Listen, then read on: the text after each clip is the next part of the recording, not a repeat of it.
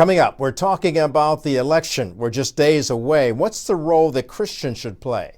And we'll also focus on motivating you with stories that will help you become successful. America's Hope starts now.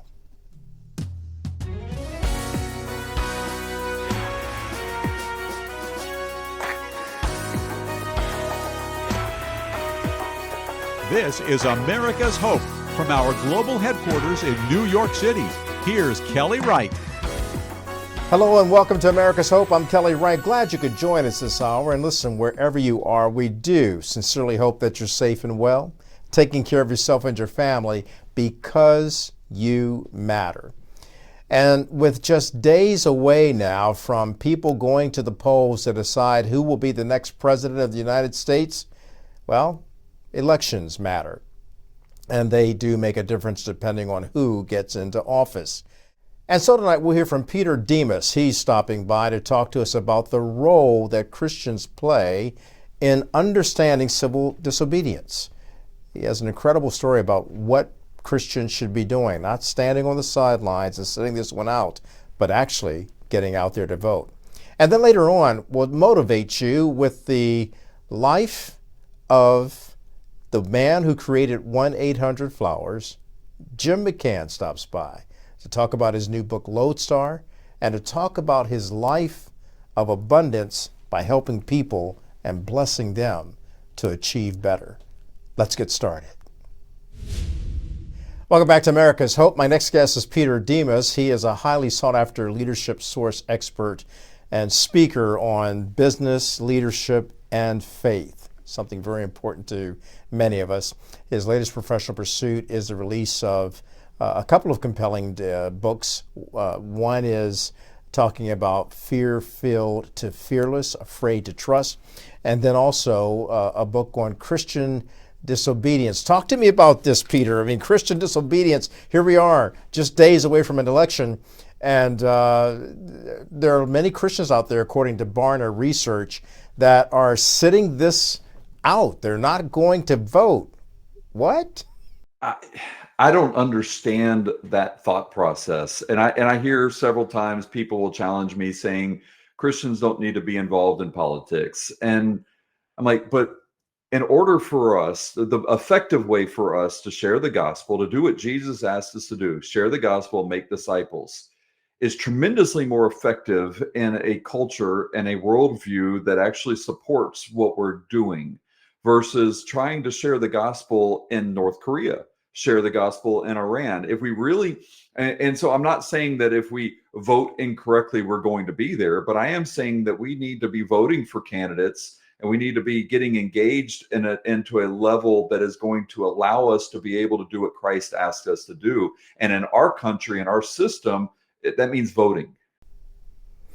And sometimes, look, in this particular case, people are kind of torn asunder because they don't like either of the candidates. I get that, but at some point they have to make a decision, even if they go in and write in a candidate, to still make that vote take place.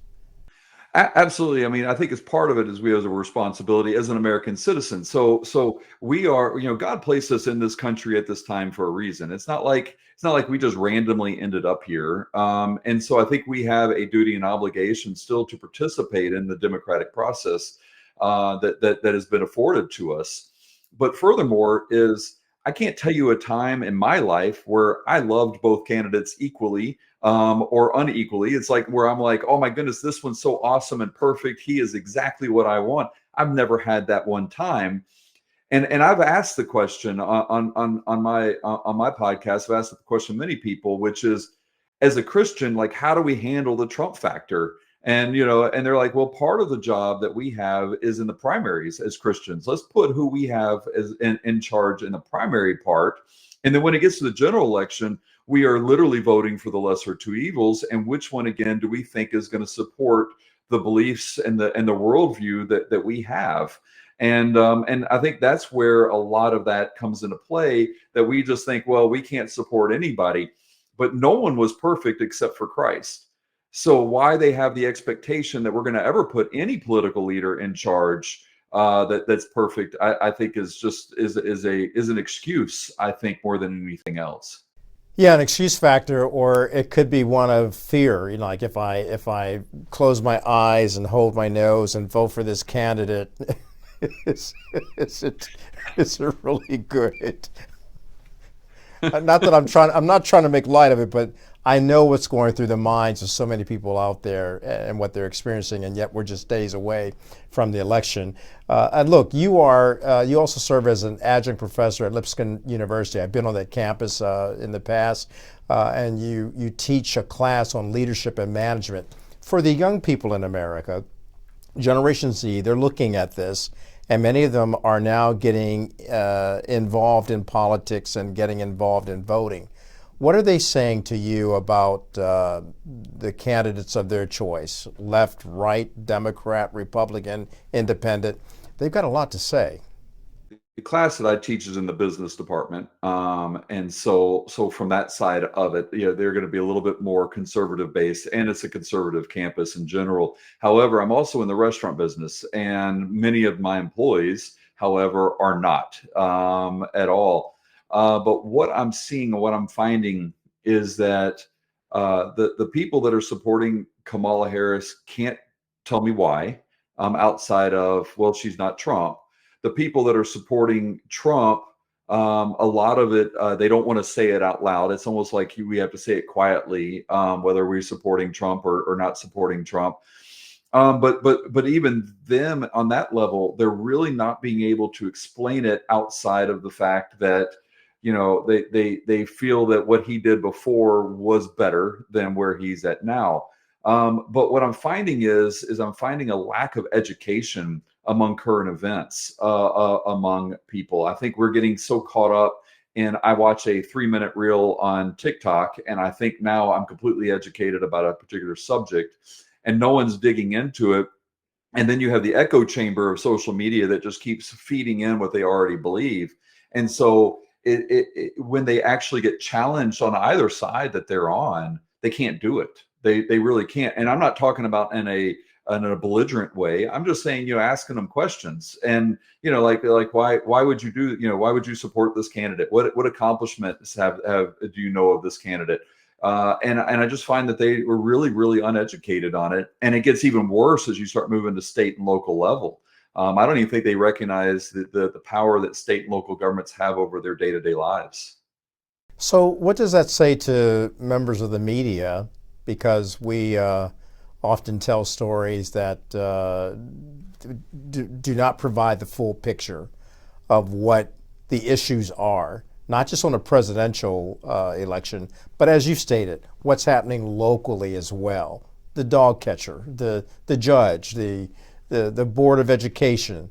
What's our role in the media in getting the story right so that we're educating not just young Americans, but all Americans? I think, again, local media is where a lot of it has lost its luster. And I think some of it has to do with the fact of a lot of local media is just taking national news and placing it. They're taking an AP article or Reuters article, and they're just placing it in the newspaper from it. And they're not getting involved and not engaging, whether or not they don't have the manpower, whether they don't have the finances, but they're not engaging with people at that level so they understand. So I would argue, like in my community has about 150,000 people. I would argue that most of the people that live here that I engage with on a day-to-day basis, I'm not talking about at the business level, I'm not talking about at that, but I'm just talking about and with my employees mostly, they probably wouldn't even know how to find it if they wanted to look it up. And again, unless that feed happens to hit them through social media. So the advice from the media is, I think we have to start engaging a little bit more. But in all fairness, you take somebody like CNN or Fox News. I'll just take the two bigger ones up there. They're not gonna care at what happens in this little town, of 100,000 people, when they're literally covering the nation and covering the world. And then how do they determine which crime in this small town of Tennessee takes precedence over this time, over the small town in Utah? Like, I don't know how you would even do that. But unfortunately, we have focused so much on that, and then local news, especially televised news, it's 15 minutes of weather, and then the rest of it is, the rest of it maybe sports, especially if you got a local sports team. But I just don't think they have a lot of the manpower to do the job of what journalists used to do back 30 years ago.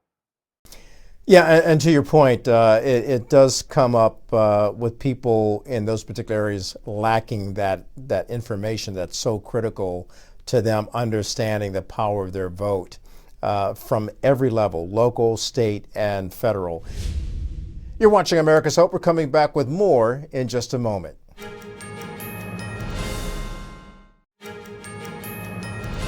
Your concerns for America are well substantiated because, let's face it, a lot of people today who are Christians are not going out to vote. And what's your message to them about the role of Christian disobedience? So I think where I wrote the book was really in response to two things that happened right after actually January 6th, which was one, the USA Today said it was the Christian mindset that caused January 6th. And it wasn't Christians. It was the Christian mindset that caused it. And I was like, oh, that's scary when they're talking about the mindset of something that creates, anything, whether, so that was one thing that flagged. And then I was listening to some people interviewed, and they were pointing fingers at, well, you look at the Black Lives Matter protest and they were doing this. And why is it that we're so much, why is it coming down harder on me than what's there? And I'm like, we don't know how to respond and how to react as a Christian. So we have a duty to be bold. We don't have to be belligerent. We're still an ambassador. We're still an ambassador for Christ. So part of our job is, as an ambassador, is to still represent Christ, even when we have to say no. When we say our job is to obey God and not man. Now, when there's no conflict there, then our job is secondarily is to be citizens in the place that God has placed us in. We are to be just like when he told the Israelites in Babylon, I want you there for 70 years, make homes, do this stuff. Don't try to rebel. Don't try to do these things. And so we are here, and unless the man's law, whether it's through your business or through your government, conflicts with God's law, then I think we have an obligation and a duty to follow it, like paying taxes. We have an obligation and duty to pay taxes, regardless of where it goes. So I think part of our job is, I think we have to be educated, one, of what God's law is. We got to read our Bibles. We got to read it with such regularity that we understand when the government does something, it's asking us to do something that's evil or against God's word. But I also think it's very important, on top of that, that we have to recognize that we're approaching a new level of Christianity that's not our grandparents' level of Christianity. And part of our job is we're going to have to be able to stand up against those who don't agree with us and don't agree with us very loudly. And we have to be okay with people saying, names and doing all that stuff to us. Boy, that's for sure. Because when you look at what's happening right now in America, and we're this close to an election, a lot of people are looking at the church and the pastor saying, what role are you playing here? And getting to the point about civil disobedience and the Bible, it was Jesus who said, give me the coin, whose head is on it, give unto Caesar what is Caesar's and render to God what is God's. So he talked about the kingdom here on earth and how we deal with it.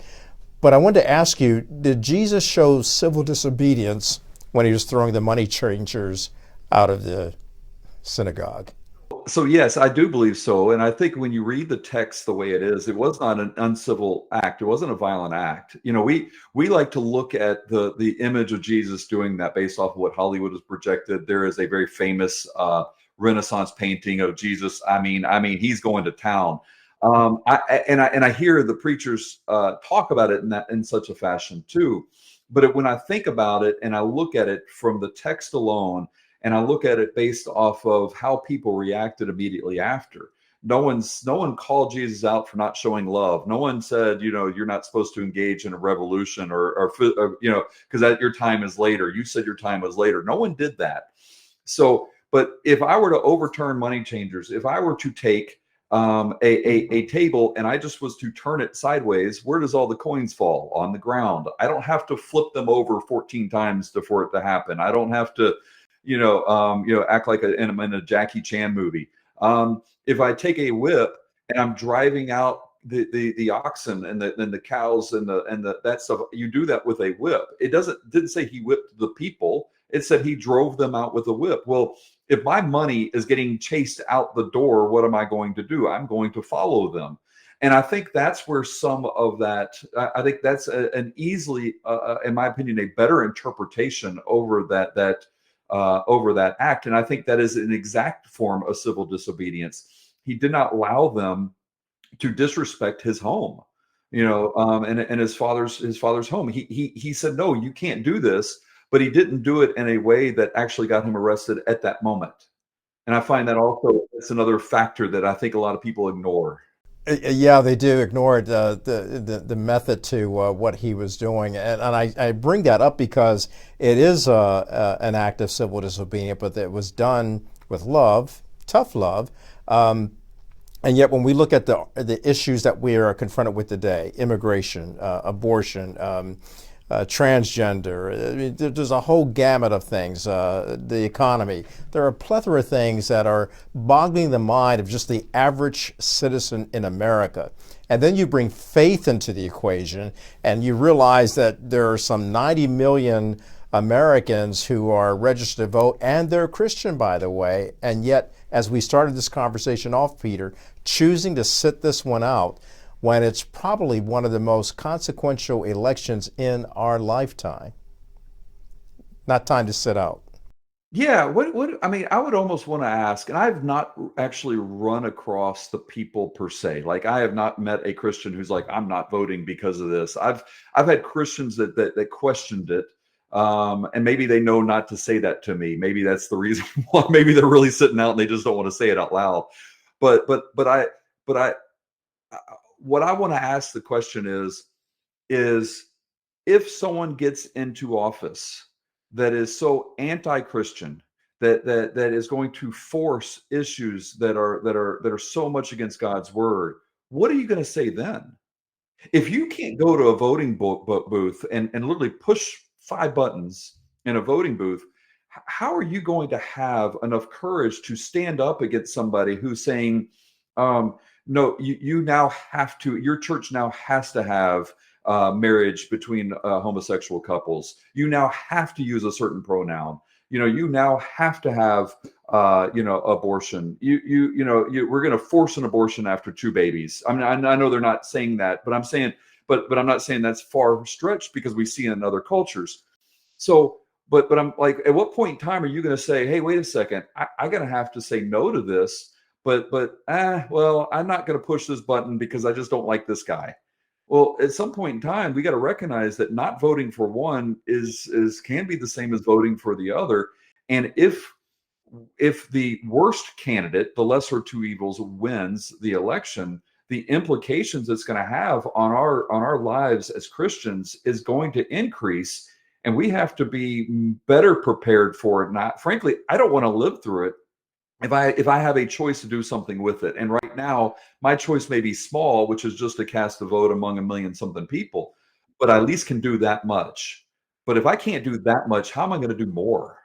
Yeah, and Peter, I've got to ask you, with all that you're looking at out there, you got your podcast, you have your business, you're teaching students, you're a family man, you care about your community, you care about your state, you care about your nation. Therefore, you care about the world. America is viewed by many throughout the world as the last beacon of hope still standing. Based on that, what's your hope for America in this election and beyond this election? I don't put my hope in a politician. And even though, again, I'm going to pick a politician over another one, but that's not where my hope is. My hope is that Christians will stand up, that we will share the gospel, because frankly, our politicians reflect us. Our politicians are reflective upon who we have allowed as a culture and who we've become as a culture. My son, when the former governor of New York advocated killing a baby after 24 hours after the baby was born. My son was like, "What are we going to do about that?" And I thought about it because I'm like, I don't want to create more noise. And I realized we have to share the gospel more and more and more, because if the gospel spreads and we do what Jesus asked us to do by sharing the gospel and doing that, then our culture will change. And if our culture changes, then the politicians will change. Even if the politicians don't believe, they will at least pretend like they do. If you notice, Madeline O'Hare, who took prayer out of public schools in the 60s, she was considered the most hated woman on America because she was a proud atheist. And now, people are on late night TV bragging about it, making fun of Christians. That was fast. That was just a generation away. So we have a bigger job now. And my hope is that Christians will stand up and we'll start talking about the Bible as if it's true, because it is. And once we start doing that, I think we'll start seeing really good, effective change. But right now, the only hope I have is pushing a button that a politician will allow me to be able to do so effectively. Peter, thank you. Peter Demas. Wow, we could talk longer, and I guess we'll have to revisit this subject after the election to find out the way forward. But I do appreciate you sharing some time with us.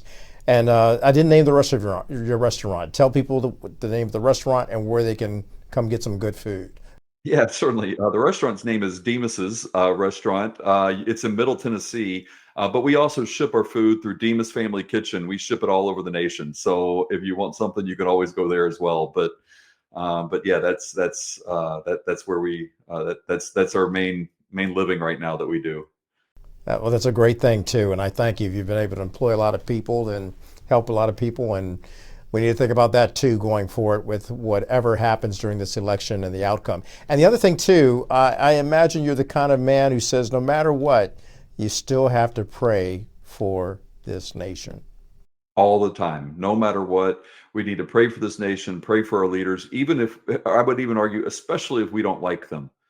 Because we can pray that God will change their heart. I was a non-Christian, even though for most of my life, God changed me radically. He can change. Think about it. If he changed Governor Newsom and he changed his heart, imagine the implication that would have. So let's just pray for Governor Newsom. Of everybody that's there, let's pray for Governor Newsom. Let's let him see what the love of Christ can do in his heart. I would be an incredible experience. All right, Peter. Thank you. Thank you. Boldly professing his prayer for Newsom. Thank you. Appreciate you being on America's Hope. Thank you. Thank you so much. Appreciate it. We're back with more in just a moment.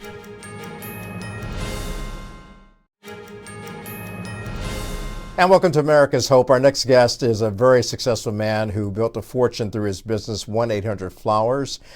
He's still a majority owner of the company. And now, James McCann, we'll call him Jim, is the author of a new book that will motivate you to achieve your best life now. Success is what we're talking about. Lodestar is the title of the new book. And let me give you a definition of Lodestar according to Webster. It's a star that is used to guide the course of a ship or a person that serves as an inspiration or a guide. So Jim, you're our inspiration and guide today with Lodestar. And I can't think of a better way to get people excited than to actually get involved with the process of what your book seeks to do to help people understand that through motivation, inspiration, they can achieve anything. Well, that was the goal, Kerry. The opportunity here for us with writing the book was to do the research ourselves, Kelly, about what is it that we can do to change ourselves. And having met my partner, Dr. George Everly, back right at the beginning of COVID, I wanted to be unselfish. I was learning so much from this man and our interactions and what became our friendship that I wanted to share it with other people.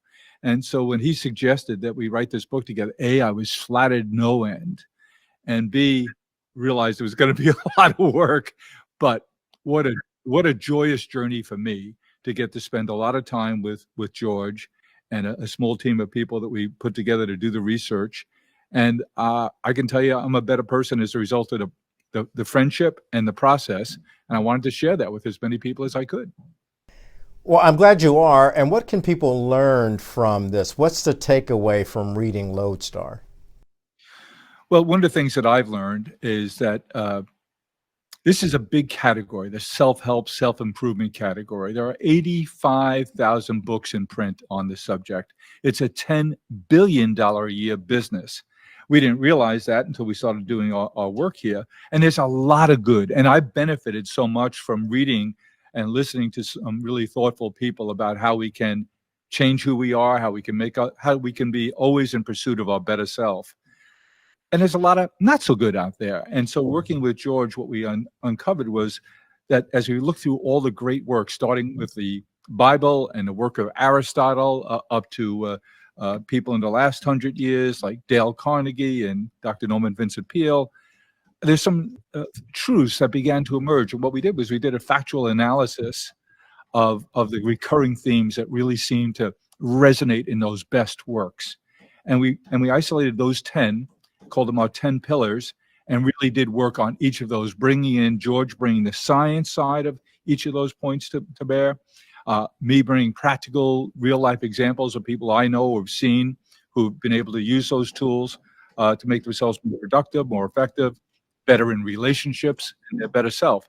So it was a journey to identify the 10 things so that if someone were to read Lodestar, which I highly recommend they do, they're going to be well-equipped to say, what else should I be reading? How do I look at what's really good?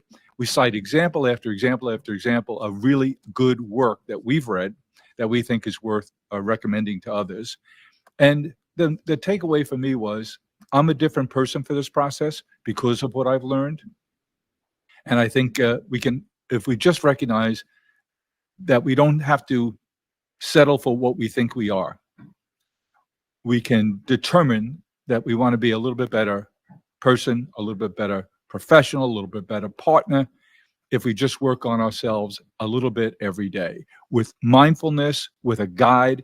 So I would suggest if you read this, you're better equipped to decide how else you want to pursue your journey of self-improvement. You know, I'm glad you said that because every day I seek to be better than I was the day before. And look, people, as you know, Jim, they go through mistakes. They have sin, they have failure, they have mistake after mistake, and they have battles, and then they have blessings. And sometimes it's like, my, oh my, am I going to ever make it to a place where I feel purpose and feel that by pursuing my faith that I have a destiny and can answer a call that God's placed on my life. And your book, from what I've been able to see so far, is helping people understand that, and actually it points to how they can achieve that. That's a good thing, and we need more of that. Well, the way you started your thoughts there, Kelly, about realizing we are, lots of times we don't have to be the best person in the world. We know we aren't. We're all imperfect. But lots of times we saddle ourselves with shame, maybe over things we've done, maybe things we haven't done. And that's debilitating. And it's an easy trap to fall into. Whereas if you say, okay, that's real, it existed, I can deal with that because I'm going to be deliberate about today making myself better in these respects. And if you replace shame with the deliberate attitude of improvement, you do two things. You limit the pessimism, the negativity, and you emphasize optimism, and optimism can be learned. And we know from a lot of great work out there. I think of Dr. Martin Seligman, who did a lot of work on the functioning of the brain and the difference between pessimist and optimist. His counting is that only 20% of us are born optimistic. That means 80 are born with a predisposition to pessimism. Pessimism is 10 times easier for the brain to fall into than our optimistic thoughts and behaviors. And if we realize that we can learn to be optimists, we can train ourselves to be optimists, what's the benefit? Well, optimists have more friends, they're more successful, they have more and better relationships, they're better mates, they have better health, measurably better health. not only mental health, which is obvious, but physical health as well. Their blood pressure is lower, their physical state of being is better. And if we know that, why would we choose to be pessimists? Because the opposite of all of those is true of people who are primarily pessimistic. They don't have as many relationships, they're not as fun to be around, it's obvious, and they don't do as well in their careers, in life, and they have worse health outcomes, measurably better health circumstances, worse health circumstances. So if you could choose one, okay, you got to work at it, but isn't the result a whole lot more attractive? Certainly is. What you're saying some practical things that people need to understand. So what it sounds like to me is that optimism is like a muscle. It doesn't really develop until you work it, and that means going into the gym, sweating it out, and tearing those little muscles so that they grow back stronger, better, and give you the energy you need to do the things that you couldn't do before because you now have gained muscle. And by the way, losing some weight. So if you're doing the same thing, Jim, for optimism, you're going to lose pessimism. Absolutely. You only have bandwidth for so much. Let's make it the positive. I bet when you said, I think there's a gospel album in me. How many people told you, oh, stop, there's so many. Don't come on, it's too crowded a market. But you had to be an optimist, Kelly, when you set your mind to doing that, to overcome all the naysayers around you. It's easy to say, do you know what you're taking on here? Do you know what the odds are of getting it done? Do you know what the odds are of getting it produced? And you had to persevere through that with your optimistic sense, which has propelled your career. What's the outcome when you see people understanding what you've said or what you've written, and you see them change? I was very fortunate, Kelly, in that my first career kind of job, I had lots of jobs as a kid and, not career kinds of things. I'm from Queens, New York, South Queens, and being an Irish Catholic descent from South Queens, I had a genetic requirement to be a bartender, which indeed I did, which led to my two careers. My first career was I worked at a neighborhood place in Queens and had a customer who would come in all the time, and he had a very interesting job. He ran a group home for 10 teenage boys who had some very difficult lives. And I was curious about it. And curiosity is an important ingredient in my life, and stirred by my parents to teach me to be curious, because it's not natural, it's learned, and I learned. And so I was always curious about Bob and the job he did at this group home. And so finally he said to me, Jim, you seem like you have an interest in this. Might I suggest you come have dinner with us some night? And it was in a tough neighborhood across the street from a very tough New York City housing project. And but it was a nice home, 2-story brick home that was built just for this purpose, 10 boys, staff. And so I went and had dinner with Bob and the guys. And after dinner, he said, come downstairs to the lower level, which was the basement that it finished off beautifully. And he had an office downstairs there. And we sat down and he said, Jim, you seem like you really like this. He said, any chance you'd like to give this a try, this kind of work? I said, yeah, Bob, I think I would. So he tossed me the keys and said, you got to do me a solid, man, because I have nobody to work tonight. You're on. It was me and 10 guys. I'm only 6 months or 8 months older than the oldest boy in the house at the time, just 21 years old. And it was a life-changing experience for me, because I began a career that lasted 14 years working at St. John's Home for Boys in Queens, living in this group. I was a living counselor. I grew up in very modest circumstances. They grew up in horrible circumstances, but their perception of opportunity and mine were completely different. And building exercise and tools to change both of our perspectives was the key. But you only did that on a foundation of trust.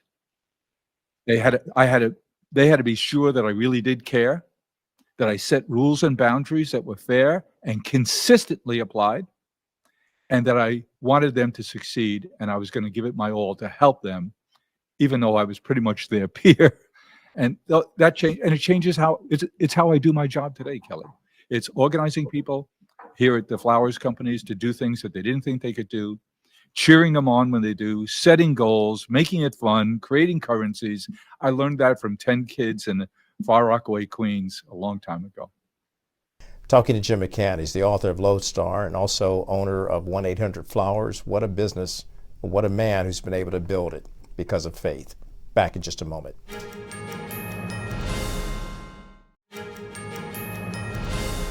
Welcome back to America's Hope. I'm talking to James McCann. We're calling him Jim because that's what he goes by. Just a remarkable man who's been able to do some great things. And he has a message for America. In fact, Jim, I would say that your message through the book Lodestar and through your own personal journey has provided a message not only for Americans, but for people around the world who have one scintilla of dreaming a dream and seeking to accomplish it. And because of your experiences, you've been able to help a lot of people understand that. Talking about working as a social worker, as a part-time bartender in the Queens of Manhattan, and according to your biography, Stop and Sell the Roses, you came up with the idea of building a nationwide flower service. Talk to me about that. Sure, it was not a grand plan. So growing up in Queens, my role models were shopkeepers. My dad was a small businessman. He had a painting contracting business. There were tradesmen, civil servants, a lot of fire, police, sanitation workers. And so those were my role models. We had once in a while a guy on every block or so who would put on a suit and go up and take the A train into the city, Manhattan. And couldn't imagine what they did in those office buildings. But my dream at that time was to become a policeman. And so I went to John Jay College of Criminal Justice, part of the City University in New York, to pursue that. But on the way there, I got my first job at St. John's Home, and I really fell in love with the work. So I kept postponing going into the police department till I got promoted into be the administrator of St. John's, and that changed my career trajectory. But that's the path I was on.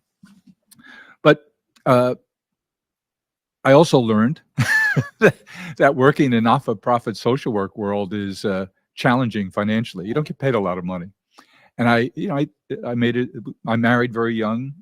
Mary Lou and I married young. We had a family very young, and that has consequences in terms of what my risk tolerance was. So I was back to tending bar Friday and Saturday nights to supplement my income.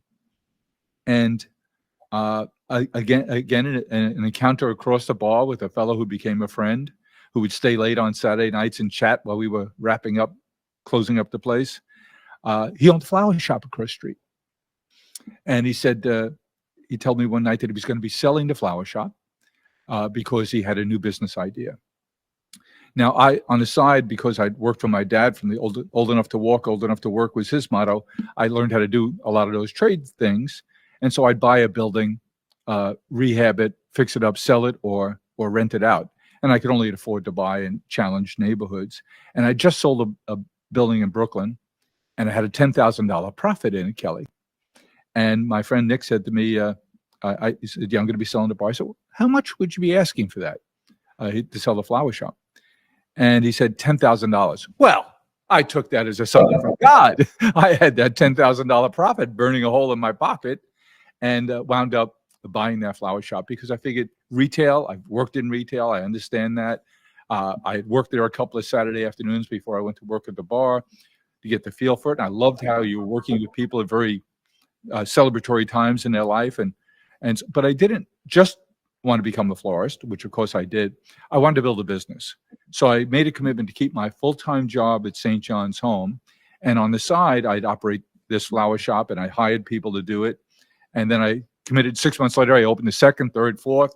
And then 10 years later, when I was leaving St. John's Home, I had 40 flower shops. Wow. And found out it was a really bad decision because there was no economy of scale here. It was getting worse, and decided to try and do it differently. That's when I decided to shift and to rename those shops. First 800 Flowers, but no one understood that it was a phone number. So then we changed it to 1-800-Flowers. And we lucked out because it became a brand with no money and no business expertise. But I needed to sell those flower shops because I needed capital to grow this idea. And we were lucky, very lucky, because early on, everyone was interested in this new 800 number phenomenon. We were the first company whose name was his telephone number. So it was easy to remember. And lo and behold, 5 years later, it became a national brand. And we did it with no money or no expertise. because we sold these flower shops off to our now franchisees.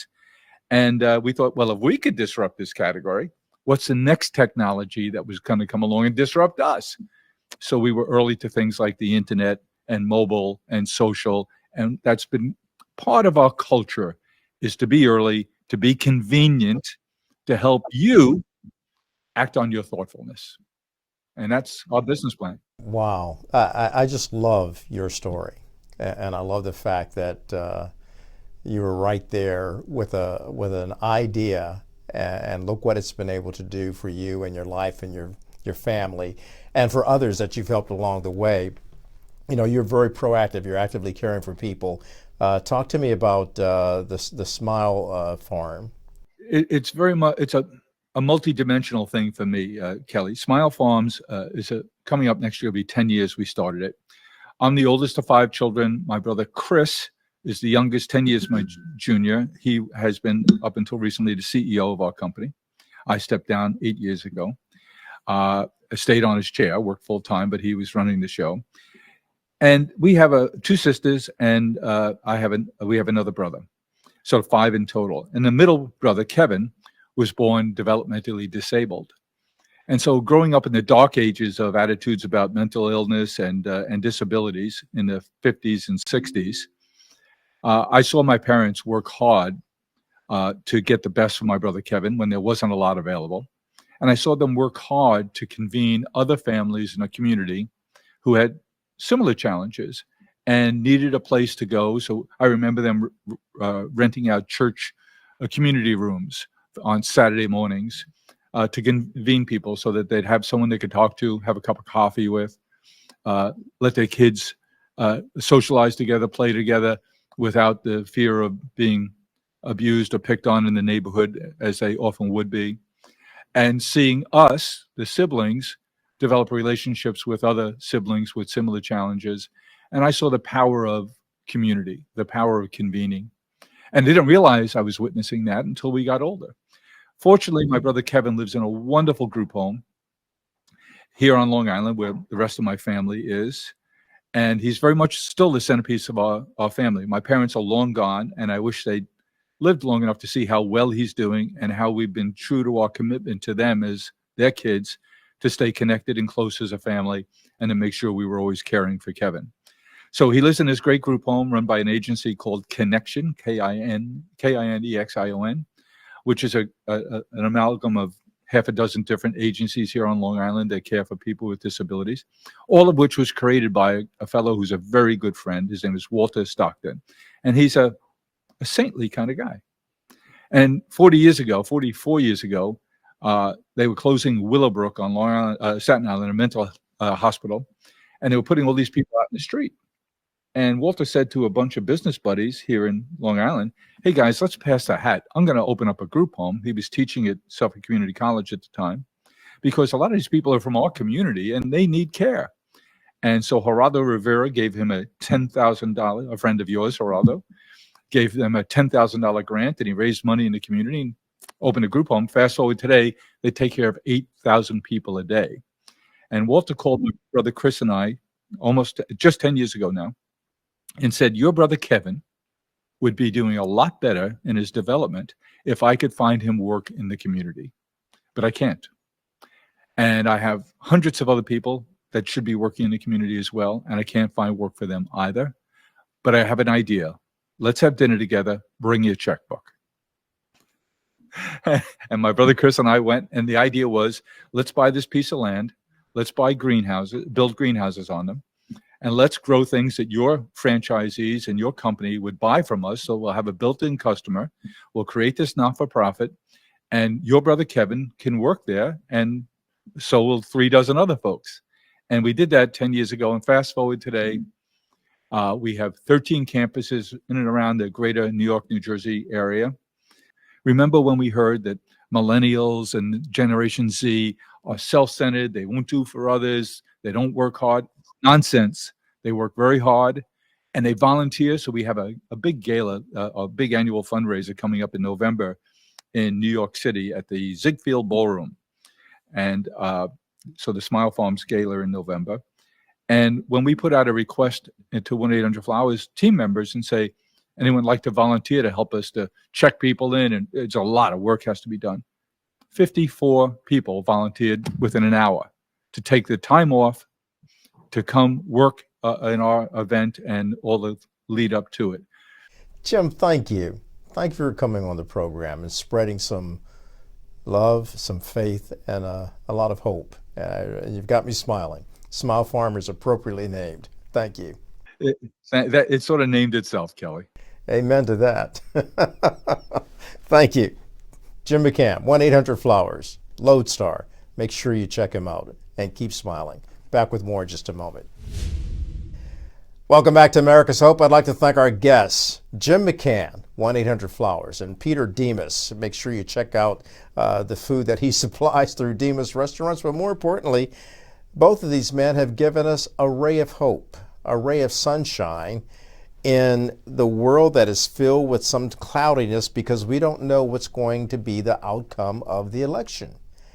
But what it all boils down to, this, as we've been saying on this show for quite some time now, is that each and every one of us keep lifting hope and raising it, and then praying, voting, and standing for America. Let that sink in. Get out and vote, and keep spreading hope. Until next time, America, God bless.